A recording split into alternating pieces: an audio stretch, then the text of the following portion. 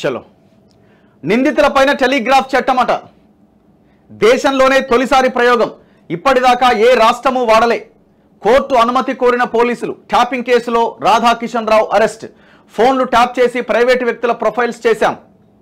ప్రభుత్వ వాహనాల్లో ఎన్నికల నగదు తరలించాం విచారణలో రాధాకిషన్ రావు 14 రోజుల రిమాండ్ పోలీసు కస్టడీకి భుజంగరావు తిరుపతన్న అసలు ఈ బీఆర్ఎస్ పార్టీ పోటీ చేయడానికి కూడా పర్మిషన్ రద్దు చేయాలి ఎలక్షన్ కమిషన్ అసలు ఈ పార్టీ గుర్తింపునే రద్దు చేయాలి అవసరమైతే ఎందుకు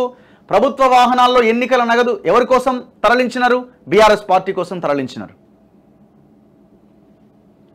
విచారణలో రాధాకిషన్ రావు చెప్పిండట వీళ్ళు 75-80 ఏళ్ళు ఉన్నాయి ముసలోడికి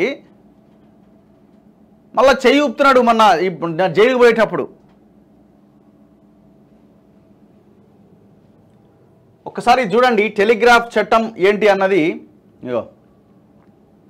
వైద్య పరీక్షల కోసం రాధాకిషన్ సికింద్రాబాద్ గాంధీ ఆసుపత్రికి తీసుకొచ్చిన పోలీసులు ట్యాప్ చేసి ప్రైవేటు వ్యక్తుల ప్రొఫైల్స్ చేసిరట ఫోన్లు ట్యాప్ చేసి టెలిఫోన్ ట్యాపింగ్ కేసులో నిందితులపైన టెలిగ్రాఫ్ చట్టం కింద చర్యలు తీసుకోవడానికి ఈ కేసును దర్యాప్తు చేస్తున్న సైబరాబాద్ కమిషనరేట్ పశ్చిమ జోన్ పోలీసులు సన్నద్ధమయ్యారు ఈ మేరకు న్యాయస్థానంలో మెమో కూడా అందజేశారు న్యాయస్థానం అనుమతిస్తే దేశంలోనే టెలిగ్రాఫ్ యాక్ట్ అమలు చేసిన మొదటి కేసుగా తెలంగాణ ఫోన్ ట్యాపింగ్ కేసు చరిత్రలో నిలిచిపోతుంది టెలిగ్రాఫ్ చట్టంలో 25వ నిబంధన శక్తివంతమైంది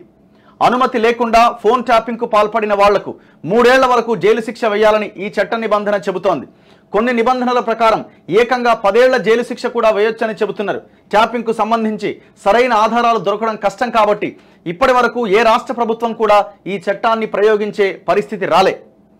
తెలంగాణలో గత ప్రభుత్వ హయాంలో జరిగిన ట్యాపింగ్కు సంబంధించిన ఆధారాలు పెద్ద ఎత్తున బయటపడుతుండడంతో ట్యాపింగ్ను నిరూపించడం సాధ్యమేనని నమ్మిన పోలీసులు టెలిగ్రాఫ్ చట్టాన్ని ప్రయోగించాలని నిర్ణయించారు రిమాండ్కు రాధాకిషన్ రావు ట్యాపింగ్ కేసులో గురువారం రాత్రి అరెస్ట్ అయిన టాస్క్ ఫోర్స్ మాజీ డీసీపీ రాధాకిషన్ రావును పోలీసులు శుక్రవారం సాయంత్రం వరకు విచారించారు అనంతరం గాంధీ ఆసుపత్రిలో వైద్య పరీక్షలు నిర్వహించారు కోర్టులకు సెలవు దినం కావడంతో ఆయన్ను కొంపల్లిలోని నాంపల్లి న్యాయమూర్తి ఇంటికి తీసుకెళ్లి హాజరుపరిచారు న్యాయమూర్తి కన్హయ్యలాల్ ఆయన్ను 14 రోజుల పాటు జ్యుడిషియల్ రిమాండ్కు పంపించారు భారీ భద్రత మధ్య ఆయన్ను చెంచల్గూడ జైలుకు తరలించారు ఈ దుర్మార్గుడు ఎంతమందిని జైలుకు పంపిండో ఈ రాధాకిషన్ రావు అంటాడు ఎంతమందిని జైలుకు పంపిండో అక్రమంగా అన్యాయంగా బూతులు తిట్టుకుంటూ పంపిండి దుర్మార్గుడు ఇప్పుడు వాడే పోతున్నాడు భారీ భద్రత మధ్య ఆయన్ను చెంచల్గూడ జైలుకు తరలించారు మద్దెల చెరువు సూరి హత్య కేసులో జైల్లో ఉన్న భానుకిరణ్ చిగురుపాటి జయరాం హత్య కేసులో శిక్ష అనుభవిస్తున్న రాకేష్ రెడ్డి తదితర వ్యక్తులతో రాధాకిషన్ రావుకు ముప్పు ఉందని సమాచారం ఉండడంతో జైల్లో పటిష్టమైన భద్రతా చర్యలు చేపట్టిరట ఓహో రాకేష్ రెడ్డి అనే వ్యక్తి వాళ్ళతోని ఈయనకంట ముప్పు ఉన్నదట ఆయన ఉండే బ్యారెక్ దరిదాపుల్లో సిబ్బంది తప్ప ఎవరూ ఉండకుండా జాగ్రత్త వహించారు ఆయన్ను నిత్యం సీసీ కెమెరా పర్యవేక్షణలో ఉంచాలని నిర్ణయించారు ఇదే కేసులో జైల్లో ఉన్న ప్రణీత్ రావును రాధాకిషన్ రావు కలవకుండా జాగ్రత్త వహించారు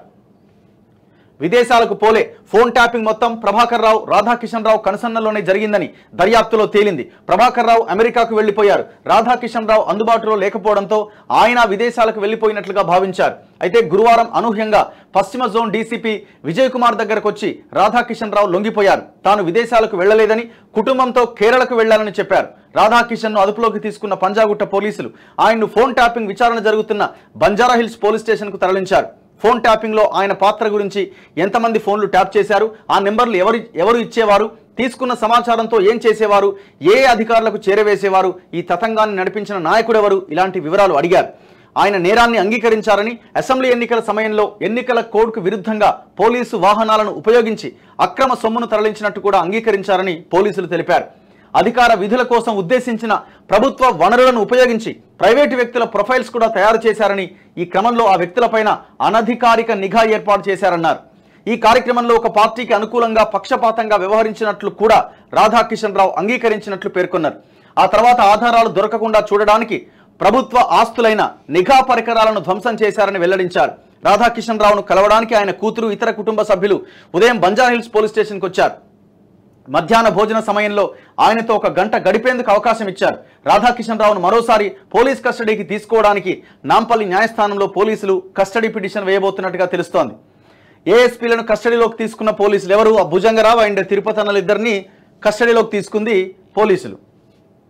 ఇక ఇవాళ మరో ఇద్దరు ఇన్స్పెక్టర్లు అరెస్ట్ అట. ప్రభాకర్ రావు, భుజంగరావు, తిరుపతన్న, ప్రణీతరావు, రాధాకిషన్ రావులకు సహకరించిన మరో ఇద్దరు ఇన్స్పెక్టర్లను అరెస్ట్ చేయడానికి వెస్ట్ జోన్ పోలీసులు రంగం సిద్ధం చేస్తున్నారట. శనివారం వారిని అదుపులోకి తీసుకొని రాత్రికి అరెస్టు ప్రకటించే అవకాశం ఉన్నట్టు విశ్వసనీయ వర్గాల సమాచారం. వారం రోజుల క్రితం ప్రస్తుతం నల్గొండలో పనిచేస్తున్న ఇన్స్పెక్టర్ ధనుంజయ్ని, 2 రోజుల క్రితం రాచకొండలో పనిచేస్తున్న మరో ఇన్స్పెక్టర్ గట్టు మల్లును పోలీసులు విచారించి నోటీసులు ఇచ్చి పంపించేశారు. మరో 2 ఇన్స్పెక్టర్లను విచారించాలని నిర్ణయించారు. అందులో 2 శనివారమే అదుపులోకి తీసుకునే అవకాశం ఉందట. మొత్తం 15 మంది అధికారులు ఇందులో కీలకమైన పాత్ర పోషించినారట.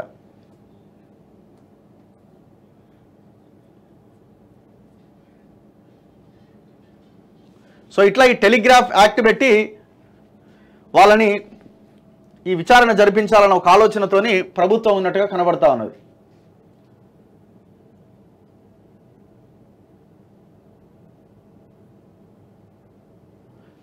గుట్టంతా CDRలోనే ఫోన్ ట్యాపింగ్ కేసులో అరెస్ట్ అయిన వారి నుంచి సెల్ ఫోన్లు స్వాధీనం చేసుకున్నారట. ఒక్కొక్కరి వద్ద నుంచి 1-2 సెల్ ఫోన్లు స్వాధీనం చేసుకున్నప్పటికీ వారు ఒక్కొక్కరు 3 నుంచి 4 సెల్ ఫోన్లు ఉపయోగించినట్టుగా గుర్తించారు. స్వాధీనం చేసుకున్న సెల్ ఫోన్ నెంబర్లతో పాటు వారు ఉపయోగించిన ఇతర నెంబర్ల కాల్ డేటా రికార్డ్, CDR అంటారు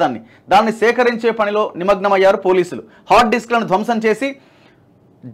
ధ్వంసం చేసిన రోజు, అంతకు కొద్ది రోజుల ముందు, ఆయా సందర్భాల్లో ఆపరేషన్స్ నిర్వహించిన తేదీల్లో ఎవరెవరితో మాట్లాడారు, ఎంత సమయం మాట్లాడారు అనే మొత్తం వివరాలను సర్వీస్ ప్రొవైడర్ల నుంచి సేకరిస్తున్నారు. ఎవరి ఆదేశాల మేరకు పనిచేశారనే దానిపైన ఇప్పటికే కొంత సమాచారం సేకరించారు. CDRలను విశ్లేషించడం ద్వారా నిజానిజాలు సాంకేతికంగా నిర్ధారిస్తారట. సో ఇట్లా దేశంలోనే మొదటిసారిగా ఈ టెలిగ్రాఫ్ యాక్ట్ని ప్రయోగించినారట. సో అల్టిమేట్గా ఈ కేసు విచారణ నిష్పక్షపాతంగా జరుగుతుంది అని మనం భావించాలి. ఎప్పుడు అనుకుంటాం? ఆ పైన ఉన్న ముఠా, కేసీఆర్ ఫ్యామిలీలో ఉన్న ఎవడెవడైతే ఈ ట్యాపింగ్లో ఉన్నాడో వాళ్ళు అరెస్ట్ అయినప్పుడు మాత్రమే, కేసీఆర్ అరెస్ట్ అయినప్పుడు మాత్రమే విచారణ పర్ఫెక్ట్గా జరుగుతుందని అనుకోవాలి మనం. డౌట్ లేదండి. ఎందుకంటే ఇప్పుడు ఎలక్షన్లలో ప్రైవేట్ వ్యక్తుల ఫోన్లు ట్యాప్ చేసి ఎలక్షన్లలో డబ్బులు తరలించి ఎవరి కోసం ఇదంతా? కేసీఆర్ ముఖ్యమంత్రి కావడం కోసం.